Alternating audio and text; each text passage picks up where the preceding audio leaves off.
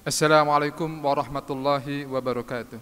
Innal hamdalillah nahmaduhu wa nasta'inuhu wa nastaghfiruh wa na'udzu billahi min sururi anfusina wa min sayyiati a'malina. May yahdihillahu fala mudhillalah wa may yudhlil fala hadiyalah. Asyhadu an la ilaha illallah wahdahu la syarikalah wa asyhadu anna Muhammadan abduhu wa rasuluh la nabiyya ba'dah. Allahumma salli ala Sayyidina Muhammad wa ala alihi wa sahbihi wa sallim. Qala Allah Ta'ala fil Qur'anil Azim, a'udzu billahi minasyaitonir rajim. Ya ayyuhalladzina amanu taqullaha haqqa tuqatih wa la tamutunna illa wa antum muslimun. Amma ba'du. Hadirin sidang Jumat yang dimuliakan oleh Allah, pertama-tama marilah kita selalu tiada henti-hentinya memanjatkan puji syukur kehadirat Allah Subhanahu wa taala yang telah begitu banyak melimpahkan nikmat kepada kita. Nikmat yang tiada terhitung nilainya, terutama nikmat iman Islam dan kesehatan, sehingga kita bisa melaksanakan salah satu kewajiban kita pada hari ini, melaksanakan ibadah sholat Jumat. Salawat dan salam semoga Allah limpahkan kepada uswatun hasanah kita, Nabi besar Muhammad sallallahu alaihi wasallam, beserta keluarganya, para sahabatnya dan umatnya hingga akhir zaman nanti. Di mimbar yang mulia ini saya selaku khotib mewasiatkan diri saya dan juga hadirin sekalian untuk selalu meningkatkan kualitas ketakwaan kita kepada Allah dengan cara melaksanakan segala perintahnya dan menjauhi segala larangannya. Karena takwa itulah menjadi bekal terbaik buat kita. Wa tazawwadu fa inna khairaz zadi taqwa. Berbekalah kamu dan sebaik bekal adalah takwa. Tentu bekal untuk kehidupan dunia ini yang akan menjadi jaminan kita selamat di akhirat nanti. Hadirin sedang berbahagia, pada kesempatan ini saya akan menjelaskan tentang hanya 3 langkah menuju ma'rifatullah. Kenapa hanya? Karena sebenarnya langkah-langkah untuk menuju ma'rifat itu sangat banyak. Tapi kesempatan singkat ini saya menjelaskan hanya 3 langkah saja. Apa itu ma'rifatullah? Ma'rifat itu adalah kita sebagai hamba mengenal Allah, memahami sifat-sifat Allah. Kalau sudah ma'rifat, maka kita akan muraqabatullah, merasa dekat dengan Allah. Kalau sudah ma'rifatullah, maka ma'iyatullah akan selalu dibersamai oleh Allah, akan selalu merasa dilihat, ditatap oleh Allah Subhanahu wa taala. Kalau sudah ma'rifatullah, maka kita akan ada khauf dan roja, takut kepada siksa Allah kalau kita melaksanakan kemaksiatan. Ada roja, ada harapan, ada optimisme terhadap rahmat Allah Subhanahu wa taala. Ma'rifatullah menjadi jalan kita menuju Allah yang baik dan benar. Oleh karena itu maka pada kesempatan ini saya akan menyampaikan 3 langkah saja yang harus kita lakukan agar kita bisa menjadi hamba yang ma'rifatullah. Apa saja langkah itu? Yang pertama adalah taubat. Ya, taubat. Taubat itu kembali kepada Allah setelah kita melaksanakan sebuah kemaksiatan. Manusia kita sebagai manusia biasa pasti, ini kepastian, tidak luput daripada kesalahan dan dosa. Itu sesuatu keniscayaan, ya. Karena sudah dijelaskan dalam hadis Nabi juga bahwa setiap bani Adam, semua bani Adam, manusia maksudnya, pasti melakukan kesalahan, pasti melakukan kekeliruan. Ya. Dan sebaik-baik orang yang melakukan kemaksiatan atau kesalahan adalah orang-orang yang bertaubat. Oleh karena itu taubat ini adalah menjadi pintu pertama. Menurut ulama tasawuf, taubat menjadi langkah pertama untuk menuju ma'rifatullah. Namun taubat itu tidak cukup hanya dengan membacakan istighfar. Ada beberapa syarat. Tentu di sini taubat adalah taubatun nasuha, ya. Ada beberapa syarat untuk kita bisa mencapai derajat taubat nasuha ini. Yang pertama adalah kita menyesali perbuatan kita. Mengakui dan menyesali perbuatan kita. Ya. Kemudian yang kedua, bersegera meninggalkan perbuatan itu. Jadi setelah menyesal jangan mengulangi lagi, bersegera meninggalkan itu. Kemudian yang ketiga, bertekad. Bertekad sekuat tenaga untuk tidak mengulanginya lagi. Ya. Dan oleh karena itu maka taubat nasuha ini menjadi suatu yang sangat penting, yaitu setelah kita menyadari kesalahan kita, ya, kemudian berniat untuk tidak mengulanginya lagi.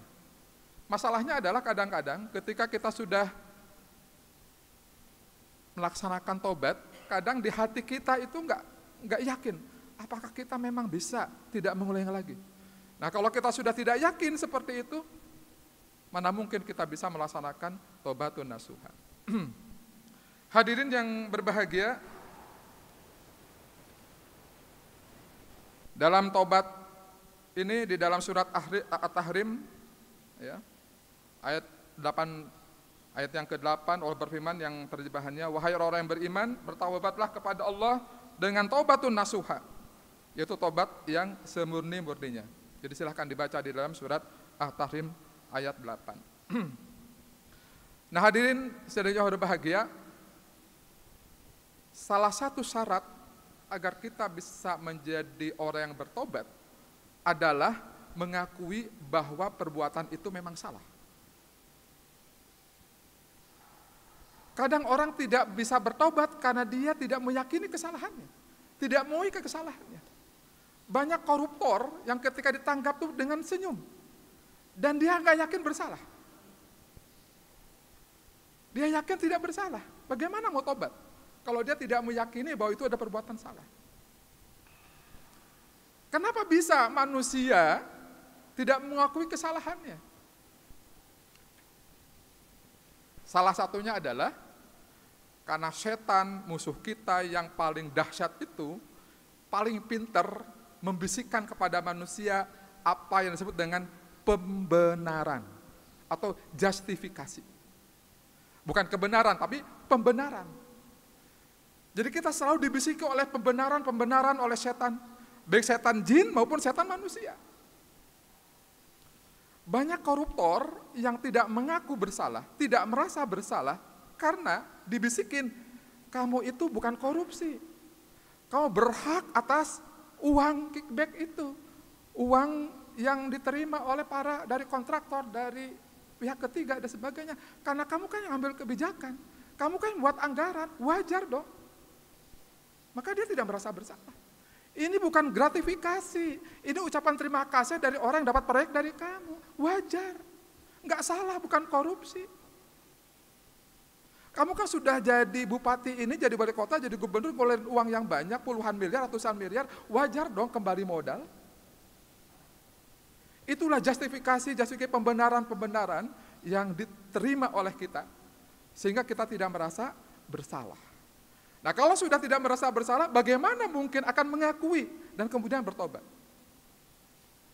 Oleh karena itu, hadirin sekalian berbahagia, mari kita kemudian juga selalu meminta perlindungan dari Allah Subhanahu wa taala, ya, dari godaan setan yang terkutuk, baik setan jin maupun setan manusia, karena mereka akan cenderung membisikkan kepada kita pembenaran-pembenaran.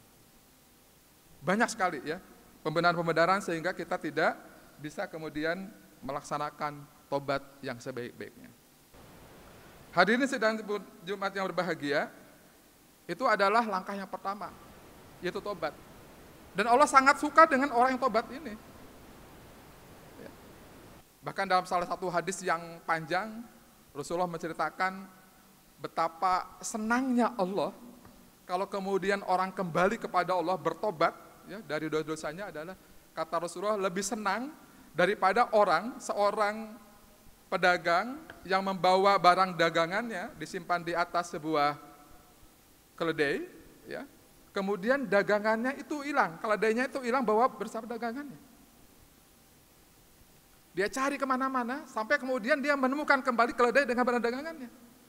Nah, saking senangnya dia sampai salah ngomong, salah berucap. Dia mengatakan, aku ini Tuhan oleh Tuhan Mbak, sampai begitu. Saking senangnya dia sampai salah berucap. Nah, Allah lebih suka dari orang yang tadi kehilangan barang. Jadi mari kita banyak beristighfar, banyak bertobat tiap hari. Ya. Sebelum kita tidur, kita baca Al-Ikhlas 3 kali, Al-Falaq, An-Nas, ayat kursi, dan kemudian perbanyak istighfar. Kita minta ampun dari dosa-dosa yang kita perbuat pada hari itu. Dan kalau kita sempat melaksanakan dosa besar, diiringi dengan doa, dengan sholat taubat 2 rakaat. Inilah menjadi salah satu langkah pertama kita untuk menuju ma'rifatullah. Hadirin sekalian berbahagia, langkah yang kedua apa? Langkah yang kedua adalah setelah kita tobat, istilahnya kita ini sudah kosong, sudah bersih, sudah suci. Nah, kita isi dengan amalan-amalan yang baik. Yang kedua adalah langkah dengan melaksanakan amalan-amalan utama dan amalan-amalan sunnah. Amalan-amalan sunnah. Kalau yang wajibnya sudah tidak perlu kita bahas, karena itu wajib. Nah, yang sunnahnya ini. Hadirin sekalian yang berbahagia, rasanya kita waktu kecil itu pernah belajar agama, diberi definisi tentang klasifikasi amal. Ada wajib, ada sunnah, ada mubah, ada makruh, ada haram. Tidak salah definisinya, tetapi kurang memotivasi kita untuk melaksanakan kebaikan. Contoh, sunnah didefinisikan sebagai dikerjakan mendapatkan pahala, tidak dikerjakan tidak apa-apa. Manusia yang cenderung punya hawa nafsu, ingin senang-senang, cenderung memilih definisi yang kedua, tidak apa-apa ditinggalkan. Sehingga tidak bersemangat, tidak berupaya untuk melaksanakan kebaikan itu, melainkan sunnah itu. Ya. Oleh karena itu, kita ganti itu. Untuk motivasi, sunnah itu adalah perbuatan-perbuatan yang disenangi, disukai oleh Allah dan Rasulnya. Mari kita laksanakan. Ya. Apalagi banyak hikmah daripada ibadah sunnah. Yang pertama adalah hikmah ibadah sunnah itu menggenapkan atau menyempurnakan ibadah-ibadah kita, wajib kita yang lemah atau yang kurang. Jadi kalau sholat wajib kita kurang, ditutupi dengan sholat sunnahnya. Kalau puasa Ramadan kita kurang, ditutupi dengan Ramadan saum sunnahnya. Kalau haji kurang, ditutupi dengan umroh. Kalau zakat kita kurang, ditutupi dengan infak, sedekah dan sebagainya. Jadi ibadah sunnah itu adalah menutupi amalan-amalan wajib kita yang kurang. Yang kedua adalah ibadah sunnah itu adalah pagarnya ibadah wajib. Kalau ibadah sunnah itu tidak dikerjakan, maka ada kecenderungan ibadah wajibnya akan terlanggar. Karena itu pagarnya. Ya. Demikian juga dengan ibadah makruh. Ibadah makruh adalah pagarnya perbuatan-perbuatan haram. Kalau yang makruhnya sudah dilaksanakan, maka cenderung yang haramnya itu akan terlanggar. Awalnya hanya merokok, rokok yang pakai filter. Lama-lama nggak puas pakai rokok yang kretek. Kurang puas ganja, kurang puas narkoba dan sebagainya seperti itu. Awalnya hanya makruh, tapi cenderung kemudian akan menjadi melaksanakan perbuatan haram. Awalnya hanya tatap mata, ya, kemudian bisa pegangan tangan, pacaran, berzina dan sebagainya seperti itu. Jadi harus kita maknai sunnah itu adalah sesuatu yang disukai oleh Allah dan Rasulnya. Dan dengan ibadah sunnah, dalam hadis yang panjang, hadis qudsi yang panjang, ya, Rasulullah bersabda dalam hadis qudsi yang panjang, bahwa kalau kita melaksanakan seorang hamba, melaksanakan ibadah sunnah, ya, maka Allah akan mencintai hamba itu. Dan kalau Allah sudah mencintai hamba, maka Allah akan menjadi penglihatan ketika kita melihat. Akan menjadi pendengaran ketika kita mendengar. Akan menjadi tangan kalau kita melaksanakan perbuatan apapun. Akan menjadi kaki kita ketika kita melangkah. Kalau Allah sudah mencintai kita karena kita gemar melaksanakan ibadah-ibadah sunnah, maka Allah akan menjadi membimbing kita. Artinya membimbing kita akan membimbing penglihatan kita, dibimbing pendengaran kita, dibimbing perbuatan kita, dibimbing perjalanan kita dimanapun kita melangkah. Ya. Termasuk di dalam kegiatan ini adalah memilih perbuatan-perbuatan yang utama. Jadi langkah yang kedua itu ada dua. Yang pertama adalah mengerjakan perbuatan sunnah dan memilih perbuatan-perbuatan yang utama. Apa perbuatan utama itu? Sebenarnya kita, kalau dipukul, boleh saja kita membalas pukulan itu. Namanya hukum kisos. Ya. Boleh, secara syariat boleh. Tapi akan lebih utama kalau kemudian kita memaafkannya. Kalau kita punya piutang kepada orang, maka boleh kita menagihnya. Boleh. Tapi akan lebih utama kalau kemudian kita mensedekahkannya. Kalau kita nggak punya uang, kita boleh minta, boleh, walaupun nggak disukai. Tapi lebih utama kalau kita bekerja keras untuk memenuhi kebutuhan kita. Nah, banyak hal yang utama yang bisa kita lakukan agar kita menjadi makrifat kepada Allah Subhanahu wa taala. Jadi bukan biasa-biasa saja. Kita menjadi orang yang luar biasa di mata Allah, maka itulah akan mendapatkan derajat ma'rifatullah. Hadirin sekalian yang berbahagia, apa langkah yang ketiga di dalam upaya kita menjadi ma'rifatullah? Kita sudah bertobat, kita menihilkan segala dosa-dosa kita membersihkan hati kita mengenolkan defisit kita menjadi nol, maka kemudian untuk menjadi surplus, menjadi untung, kita isi dengan amal-amal. Bukan hanya amal wajib, juga amal sunnah. Dan meninggalkan yang ma'ruf, yang makruh. Jadi perbuatan makruh itu adalah perbuatan yang dibenci oleh Nabi, oleh Allah dan Rasulnya. Ya, perbuatan yang dibenci oleh Allah dan Rasul itu berbuat makruh. Enggak pernah terlihat dalam sejarah Rasulullah mengajarkan perbuatan yang makruh. Tidak pernah. Jadi walaupun secara hukum didefinisikan makruh dikerjakan tidak apa-apa. Tapi pada kenyataannya Rasulullah dan para sahabatnya tidak pernah mengerjakan yang makruh karena itu dibenci oleh Allah Rasulnya. Maka tinggalkan yang makruh. Nah, yang ketiga adalah setelah kita mengisinya dengan amalan wajib, amalan sunnah, meninggalkan yang makruh dan yang haram, mengerjakan perbuatan utama, maka yang ketiga agar kita bisa mencapai derajat ma'rifatullah adalah dengan istiqomah melaksanakan kebaikan-kebaikan itu. Ya. Innal ladzina qalu rabbuna wa sumastaqamu fala khaufun alaihim wa lahum yahzanun. Sesungguhnya orang-orang yang berkata, kami beriman kepada Allah dan Rasulnya, dan kemudian istiqomah di jalan itu, maka Allah akan menjamin tidak akan memberikan rasa takut dan tidak akan memberikan rasa sedih kepada orang itu.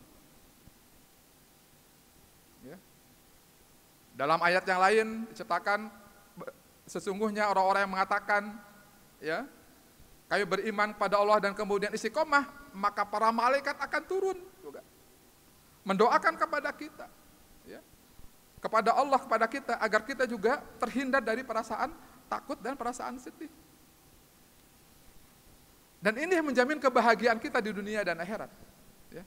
Jadi orang nggak akan bahagia kalau sedih, jelas, lawannya sedih dan bahagia. Orang tidak akan bahagia kalau punya rasa takut, kemana-mana takut. Nah, ini dijamin oleh Allah dengan istiqomah. Jadi, ibafillah rahimakumullah, ya.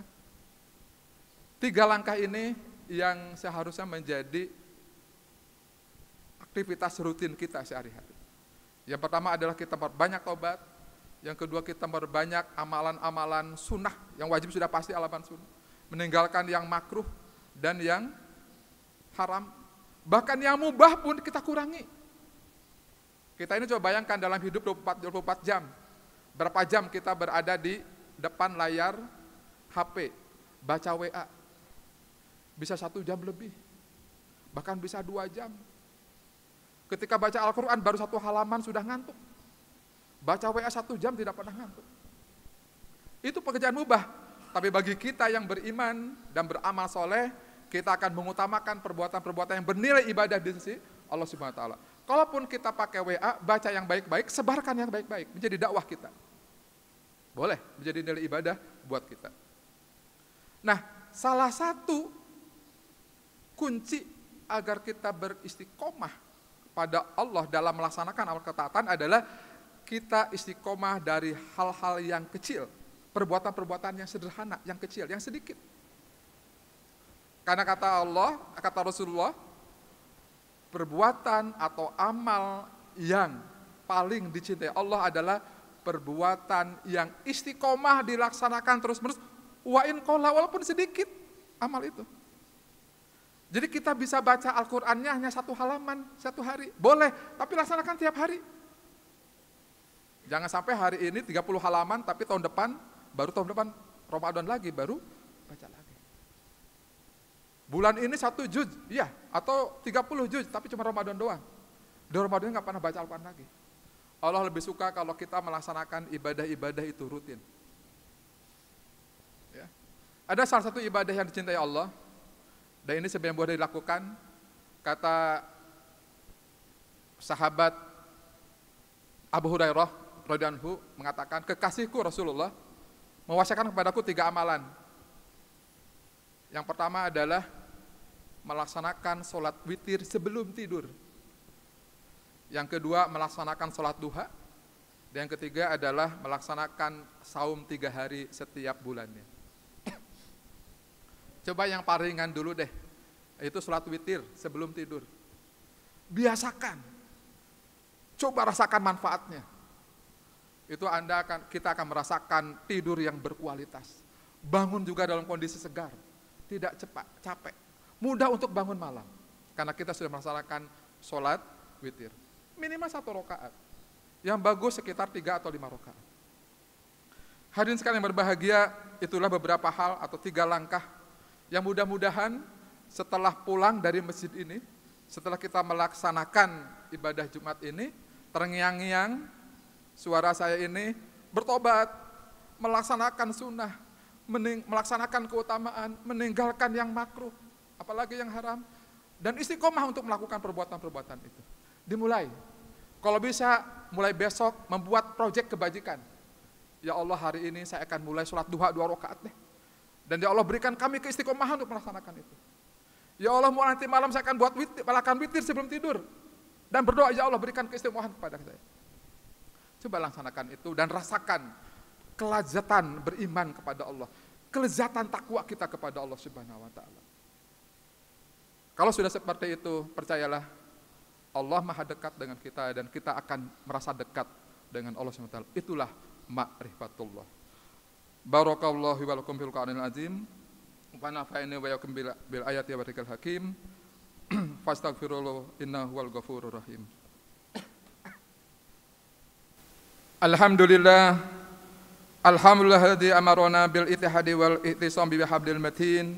Asyhadu an la ilaha illallah wahdahu la syarikalah. Iyyahu na'budu wa iyyahu nasta'in. Asyhadu an la ilaha illallah wa asyhadu anna Muhammadan abduhu wa rasuluh al-mab'us rahmatan lil alamin. Allahumma shalli ala Muhammad wa ala alihi wa sahbihi ajmain. Ibadallah, ittaqullaha mastata'tum wa sari'u ila magfiratillahi rabbil alamin. Innallaha wa malaikatahu yusholluna 'alan nabi ya ayyuhalladzina amanu shallu 'alaihi wa sallimu taslima. Allahumma shalli ala Muhammad wa ala ali Muhammad kama shallaita ala Ibrahim wa ala ali Ibrahim wa barik ala Muhammad wa ala ali Muhammad kama barakta ala Ibrahim wa ala ali Ibrahim fil alamin innaka Hamidum Majid. Allahumma ighfir lil muslimina wal muslimat wal mu'minina wal mu'minat al-ahya'i minhum wal amwat. Rabbana zalamna anfusana wa illam taghfir lana wa tarhamna lanakunanna minal khasirin. Allahumma inna nas'aluka ridhaka wal jannah wa na'udzubika min su'il khatimah. Allahumma nas'aluka ridhaka wal jannah. Allahumma urzuqna husnal khatimah wa na'udzubika min su'il khatimah. Rabbana la tuzigh qulubana ba'da idh hadaitana wa hab lana min ladunka rahmatan innaka antal wahhab. Allahumma arinal haqqa haqqan warzuqna ittiba'ah wa arinal batila batilan warzuqna istinabah. Rabbana atina fid dunya hasanah wa fil akhirati hasanah wa qina adzabannar. Ibadallah, innallaha ya'murukum bil adli wal ihsan wa itsa'il qurba wa yanha 'anil fahsya'i wal munkari wal baghi ya'idukum la'allakum tadhakkarun. Fadhkurullahal azim yadhkurukum wad'uhu yastajib lakum wa la dzikruhu akbar wa aqimus shalah.